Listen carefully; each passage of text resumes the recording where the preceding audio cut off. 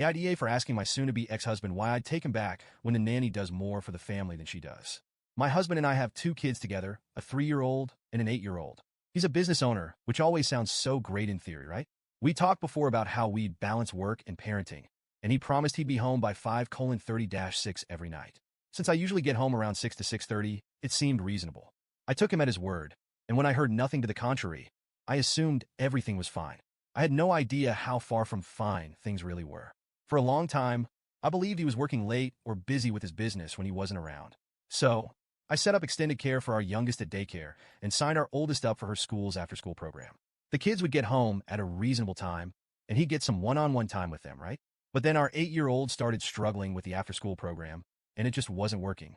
I was really feeling the weight of juggling work, the kids, and everything else in between, so I finally decided to hire a nanny halfway through the school year. Enter nanny number 1, a young woman who was excited to help out and, honestly, seemed perfect for the job. But just 2 weeks in, I got a call that I never expected. The nanny said that my husband had locked her and the kids out of the house. He told her to take them to the park because he was home early and wanted space from the kids. I was absolutely floored.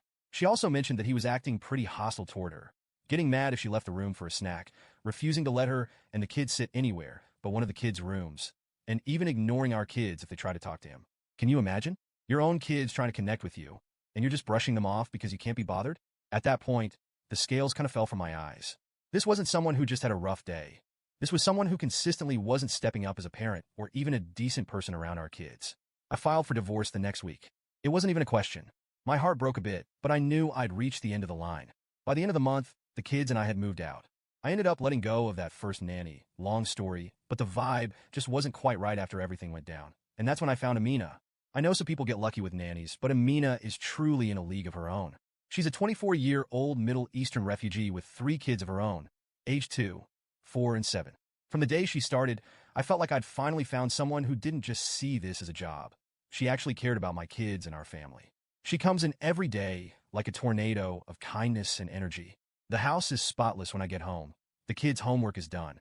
And she somehow always has an incredible Arabic meal ready for us all.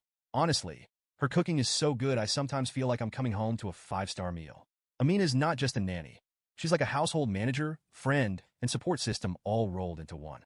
She does the grocery shopping, remembers every little school event, and has even handled clothes shopping for the kids and back-to-school supply runs.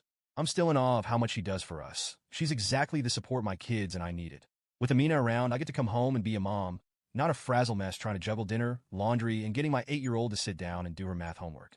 To give you an idea of how different life was with my STBX, here's what happened the last time I had to leave him alone with the kids. I had a week-long work trip, and when I came back, the house looked like a tornado had hit it. The kids had lived on McDonald's and pizza the entire time, and our oldest stomach was an absolute mess because of it. Oh, and he ran out of clean clothes for our 2-year-old at some point, and instead of washing any laundry, he just bought more clothes. I came home to absolute chaos, and when I tried to talk to him about it, he acted like it was my fault for going on the trip. Fast forward to now. We're still separated, and he's finally realizing that maybe he doesn't like what he thought he wanted. He's suddenly all about trying again for the kids. And at first, I just ignored him.